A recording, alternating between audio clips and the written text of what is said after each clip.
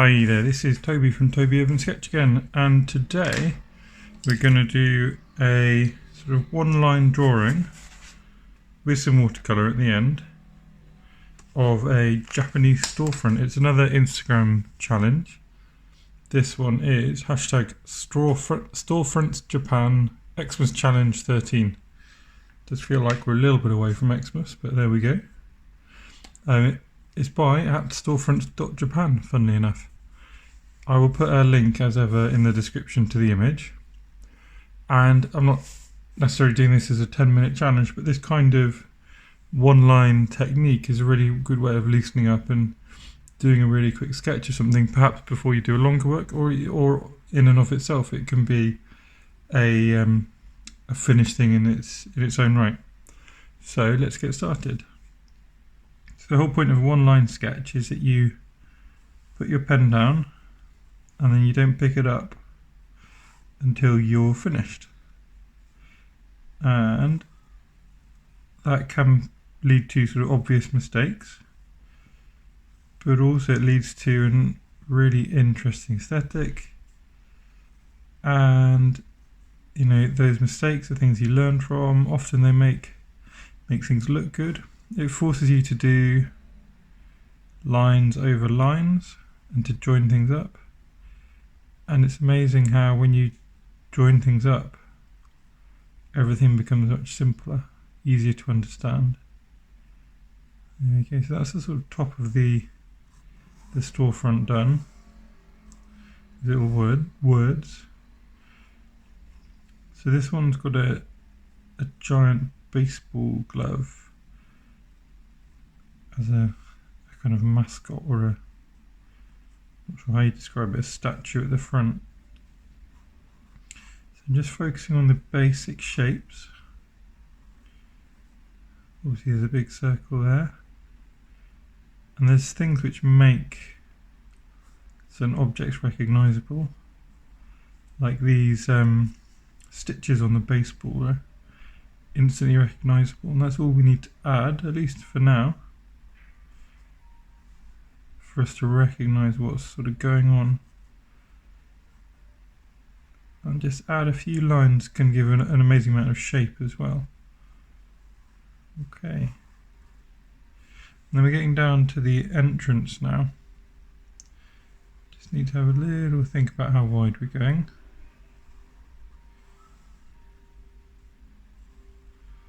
And there we go. So this is the base. And just pop in some really broad lines and bring that all the way up. Gonna have to widen our sign now.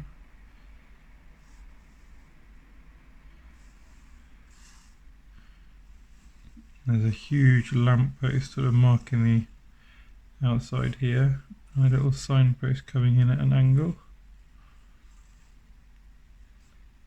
And then another shop sign here.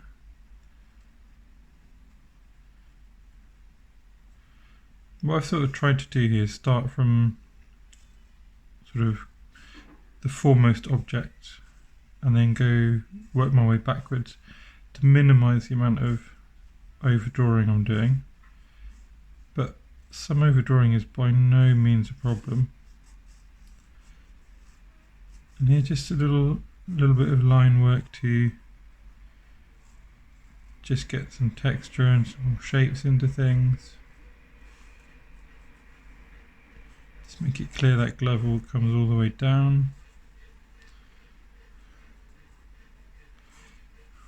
And then some lines to mark the verticals of the door. And the fact that the entrance is here, so a bit bolder there to draw our eye. And this side, we can't see much because there looks like there's some bikes and things at the bottom. But going up, we just have a lot of vertical lines, just get closer and closer. And then we also have some signs coming out.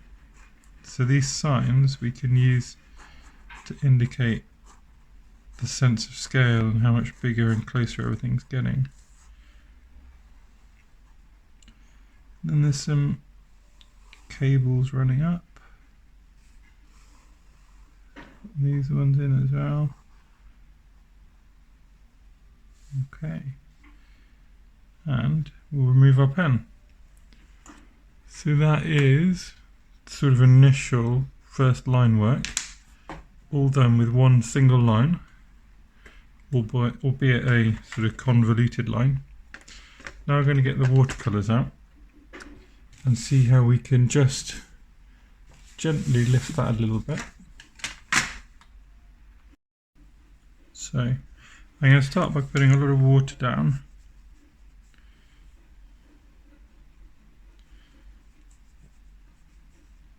Because I'm not interested in doing a sort of paint by numbers type filling in these gaps.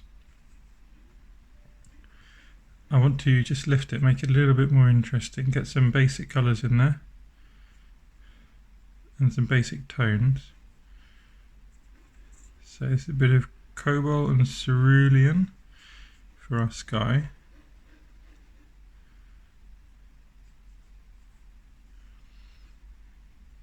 I'm going to keep that cobalt coming down,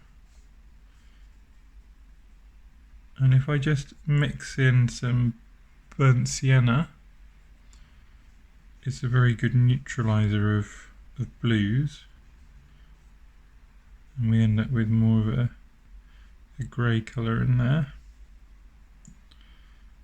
You can use that all the way at the bottom of our building. And we can get a bit more intensity of colour up here, I think. So just dropping in pigment, moving it around. These are the two blues still, chromium, cerulean chromium and cobalt blue. And then get some more intensity here in the darkness. So that was a bit more of burnt sienna, a bit more of our dark mix. Okay, just gonna imply some shadow at the bottom of this building. The top is actually highly reflective, pretty much on both sides actually. There's some really nice reds running through as well, which we'll see how we can just add in a little bit. There's a run of red at the top. This sign is certainly red, as is here.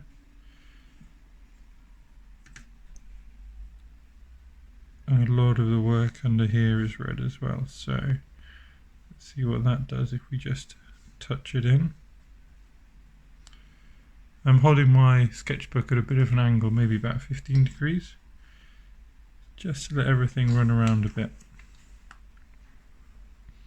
And I'm using also quite a large, well, it's actually a fairly small for a mop, but for a sketchbook this size, it's quite a large mop. You can see it can do delicate things as well, but it also holds a lot of pigment and a lot of water. Just as we keep adding things, we keep working out if we need more intensity in places.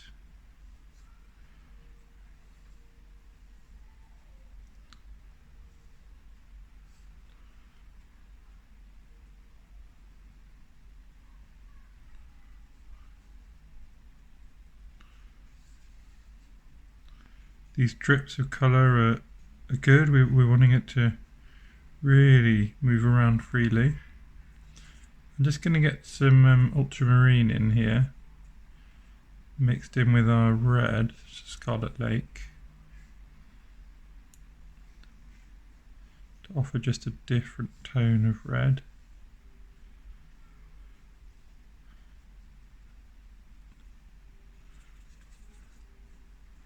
And now I'm just grabbing some Payne's Grey in with that as well, to really offset these areas which are dark, the undersides, inside the windows and things. Again, this is really not supposed to be realistic.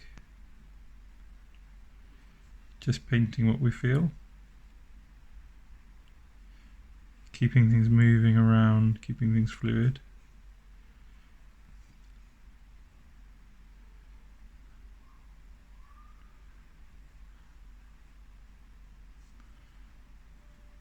What we're going to do when we finish just moving colours around in this sort of semi-abstract way is we're going to add a few more lines back in, because you can see that even though watercolour is transparent, these lines have a little bit been lost in places. Just going to bring out these signs. So this current mix is actually more of our ultramarine and burnt sienna, and there's a little bit of red in there as well from because I haven't cleaned my brush between things. Okay, and then lastly, get some much darker pigment in here. This is more Payne's grey, just touching it in places just to bring a bit more shape.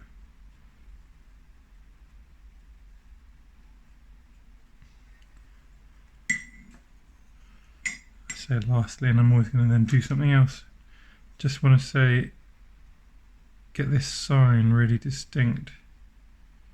So places where it's dried, I'm just adding another layer, not entirely covering it, just to really highlight those lovely reds.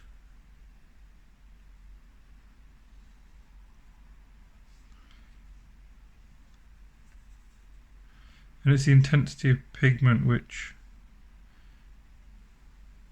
shows you that two things are supposed to be different. So that edge compared to there, this edge still blue compared to there, shows you that there's another structure. It's not all the sky. Here the blue is pretty seamless as it runs over these wires, which shows you that we're not looking at a separate structure at all.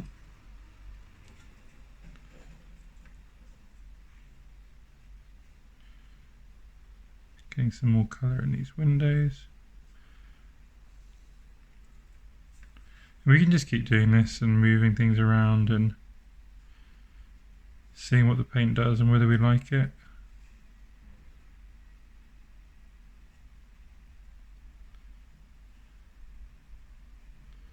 Choosing our own colour schemes for certain things.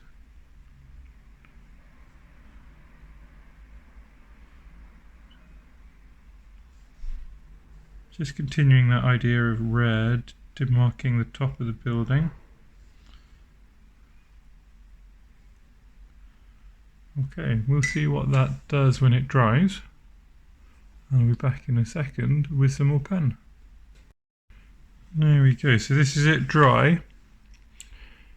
And you can see how things very fluidly moves around the page. Because we spent a long time dibbing, dabbing, adding extra pigment, it's actually got a really strong intensity.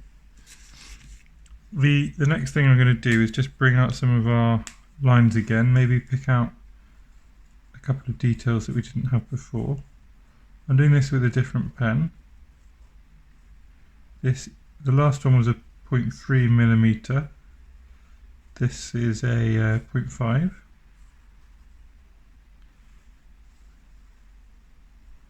And things which are important, the letters up here, the outer structure of the building,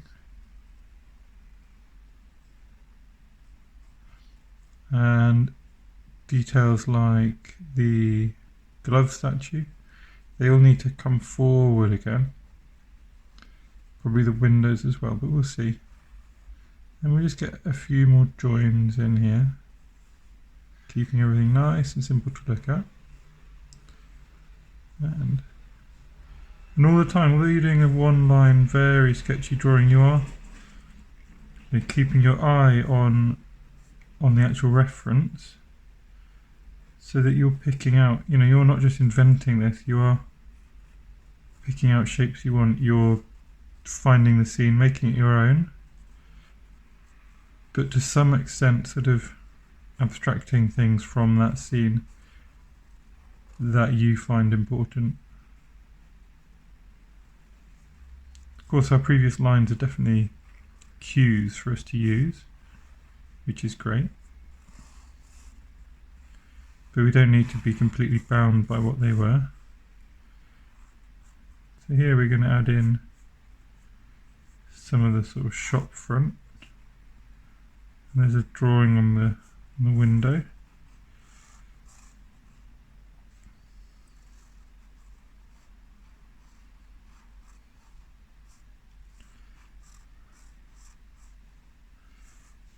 I think we just get some texture under here to imply it's an overhang a bit better. And the same here.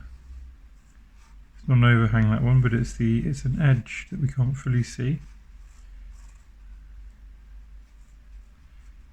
And this is a window which has got a load of signs in it, so we'll get them in.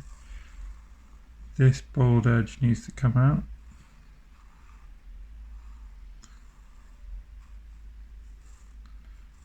And there's our window. And you see, I didn't explicitly say it, but this is obviously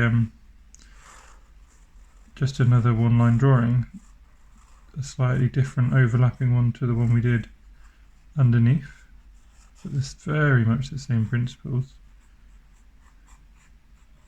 And again, just making it clear that we can't see the bottom of the building there. Okay. So instantly that has popped everything forward. What else can we do though? Well, I think I'm just going to add a couple of bolder lines that mark a few things I'm noticing. So just the top of the building. I think we can add in some letters here which will fit the aesthetic and make it a bit clearer what we're looking at. So there's game sport, it says game and sport on the actual reference. And the idea, I don't copy out the actual Japanese script because I'm sure that I won't do it justice, but instead just the idea of something marked on these signs.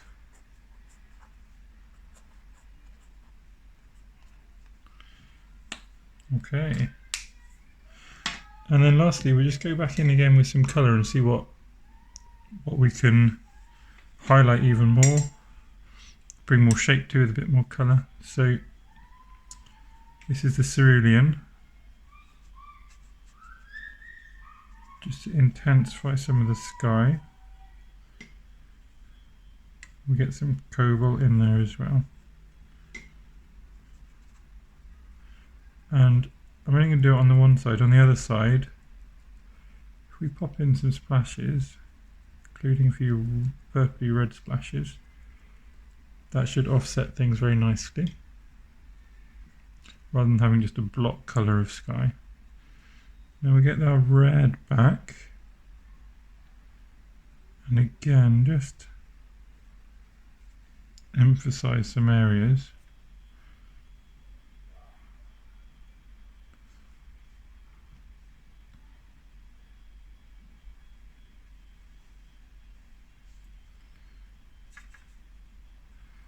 Some we can just darken with a red and blue mix.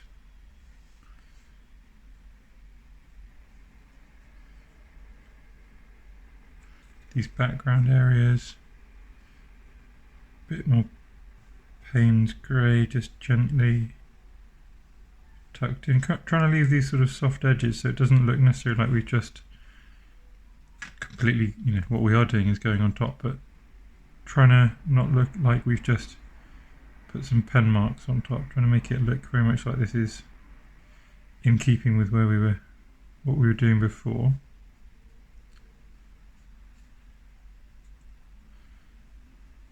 Just bringing out those areas which would be a bit in shadow.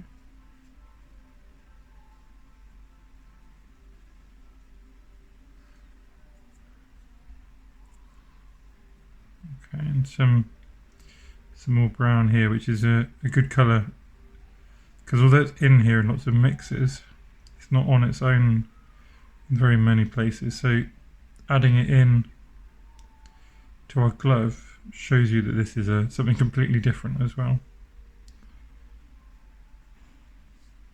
Add a few touches in the windows, maybe in some of these shapes as well. Right, I think that's probably me done. So all we've done is a really thin one-line drawing.